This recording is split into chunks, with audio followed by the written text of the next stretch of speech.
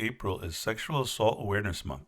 Sexual Assault Awareness Month is an annual campaign to raise public awareness about sexual assault and educate communities and individuals on how to prevent sexual violence. It can be hard to know what to do, how to feel, or what your options are after a sexual assault. Please know that you're not alone. A safe helpline can help you get the information and support that you need to heal.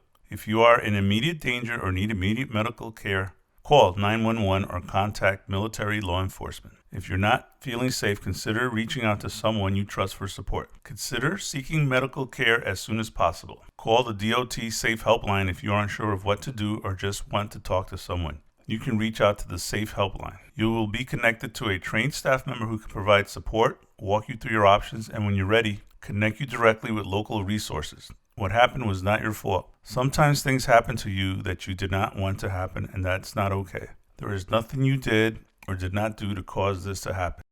All she could say is that they hurt me.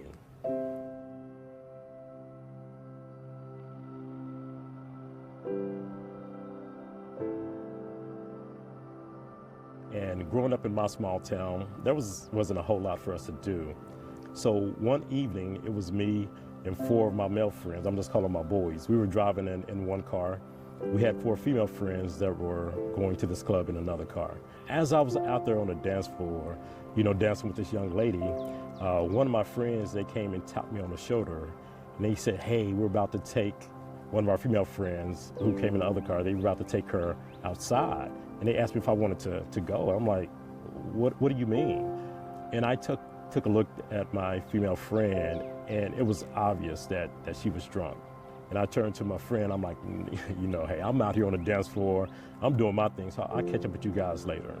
And as I was walking out the club, my friend, she walked across my path, and I called out her name because I was gonna ask her, had she seen my boys? So as soon as I said her name, she kind of picked up her head.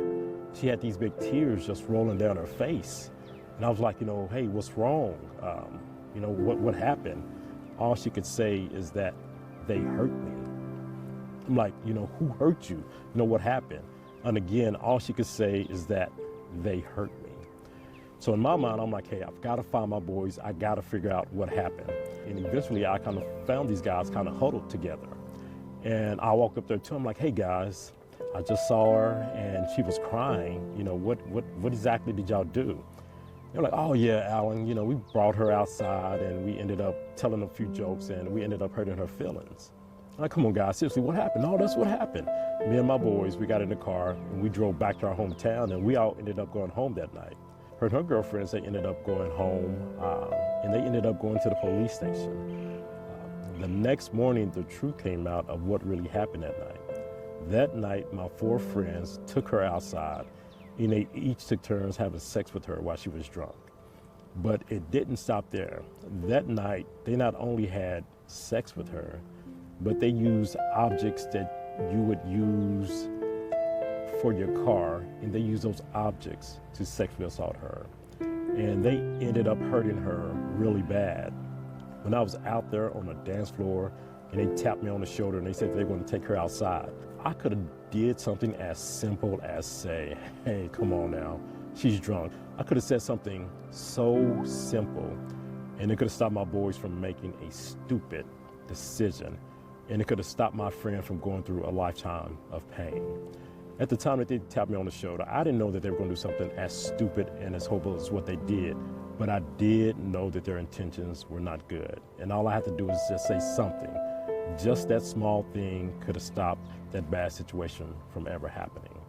And I always told myself, because that's something that I've always had to live with, I said if I'm ever in a position to make a difference, ever in a position to do something, that's what I would do. And I got the opportunity serving in the military.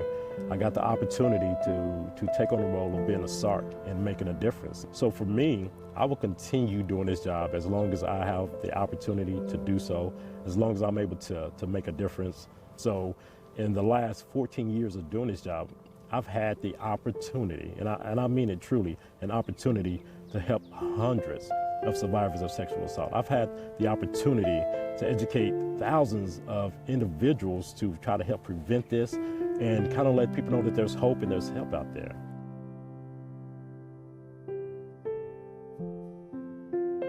I'm sorry, but you've inspired me to do better and to do my part and to help others. So. Hey. But yeah, so that's why I do what I do.